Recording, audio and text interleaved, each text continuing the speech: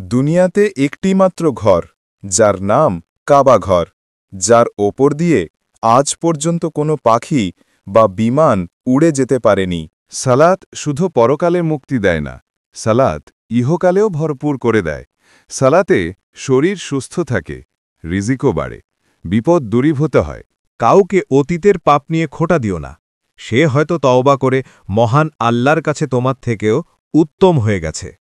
মহান আল্লাহ তাআলা বলেন, তুমি ওই দিনকে ভয় করো যেদিন তোমার মুখে তালা লাগিয়ে দেয়া হবে, আর তোমার হাত পা তোমার কৃতকর্মের সাক্ষী দিবে। পুরো সূরা ইয়াসিন ৬৫। হিংসা মানুষকে এমনভাবে ধ্বংস করে যেভাবে মরিচা লোহাকে ধ্বংস করে। ইবনুল খাতিব। দুনিয়া একটা ফিল্ম, যার ডিরেক্টর হলেন মহান স্রষ্টা, মহান আল্লাহ তাআলা। হিরো হিরোইন হল মানুষ, আর ভিলেন হল শয়তান। আর এই ফিল্মটি মুক্তি পাবে কিয়ামতের দিন। ওই ব্যক্তি প্রকৃত বুদ্ধিমান, যে নিজে নত হয়ে অপরকে বড় ভাবে, আর সে ব্যক্তি নির্বোধ, যে সর্বদাই নিজেকে বড় ভাবে। হজরত আলী রাদিয়াল্লাহু তাআলা আনহু। দুনিয়াতেতে যা কিছু করবা কর, কিন্তু সালাত বাদ দিও না, কারণ সালাত তোমাকে সব বিপদ থেকে রক্ষা করবে। হে আল্লাহ, আমরা যারা ইসলামিক লেখা দেখি ও পড়ি, আমাদের সবাইকে দেখা ও পড়ার চেয়ে বেশি বেশি আমল করার তৌফিক দান করুন। আমিন।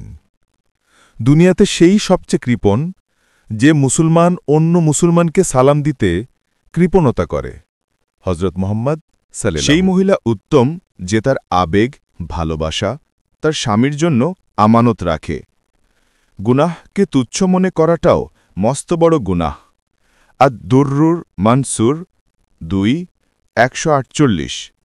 নিশ্চয়ই আমার সালাত, আমার কুরবানি, আমার জীবন ও আমার মৃত্যু আল্লাহর জন্য, যিনি সকল সৃষ্টির রব। সূরা আল-আনআম ১৬২। পড়বে কোরআন প্রত্যেক দিন সুরের দরজা খুলে, সেই কোরআনের মধুর সুরে সবার মন উঠবে আনন্দে দুলে। একজন বেপর্দা নারী একটা ব্রেক ছাড়া গাড়ির মতো, যে কোনো মুহূর্তে আপনার জীবনকে ধ্বংস করতে পারে। ভিডিওটি